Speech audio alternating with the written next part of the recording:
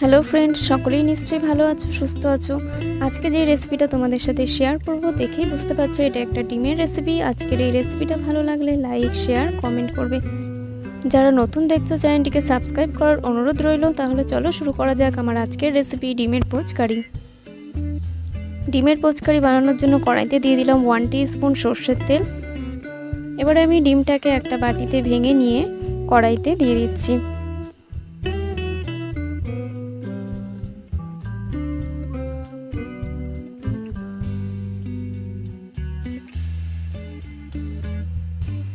এবার দিয়ে দেবো সামান্য লবণ দিয়ে ডিমটাকে আমি পোচের আকারে ভেজে নিচ্ছি।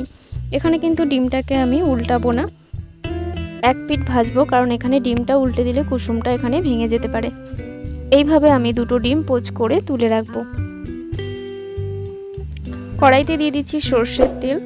তেলটা ভালো করে গরম হয়ে এলে এবার ফোড়নের জন্য দিয়ে দেবো গোটা জিরে আর দিয়ে দেবো কুচি করে রাখা পেঁয়াজ।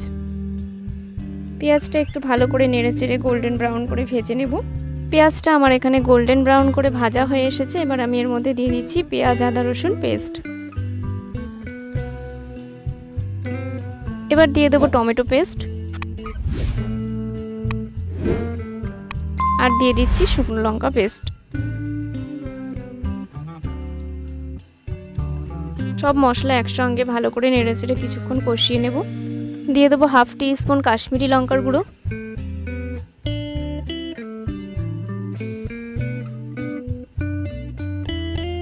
সব মশলা একসাথে ভালো করে মিক্স করে নিয়ে এবার দিয়ে দিচ্ছি স্বাদ মতো লবণ আর হলুদ গুঁড়ো।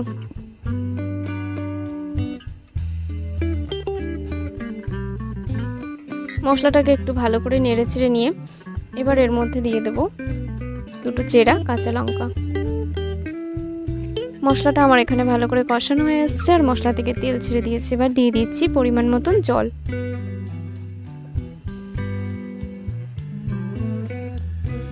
জল দেওয়ার পর আমি আরও 5 মিনিট ফুটিয়ে নেব। ঝোলটা আমার এখানে প্রায় ফুটে এসেছে। এবার আমি আগে থেকে ভেজে রাখা ডিমের পোচগুলোকে এর মধ্যে অ্যাড করে দিচ্ছি।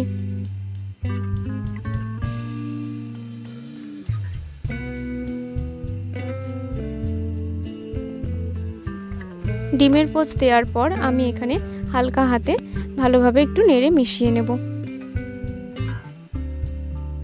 আরও 5 মিনিট এইভাবে ডিমটাকে আমি রান্না করে নেব। ডিমের এই রেসিপিটা আমার পুরো রেডি হয়ে গেছে। এবার আমি একটা পাত্রে পরিবেশন করে দিচ্ছি। তাহলে বন্ধুরা, আজকের এই রেসিপিটি যদি তোমাদের ভালো লেগে থাকে তো ভিডিওটিকে অবশ্যই একটি লাইক করো আর কমেন্টে তোমাদের মতামত জানাতে ভুলো না। এইরকম নিত্য নতুন রেসিপি পেতে আমার চ্যানেলটিকে অবশ্যই সাবস্ক্রাইব করে পাশে থেকো। তাহলে আবারও দেখা হচ্ছে পরবর্তী ভিডিওতে নতুন কোনো রেসিপি নিয়ে।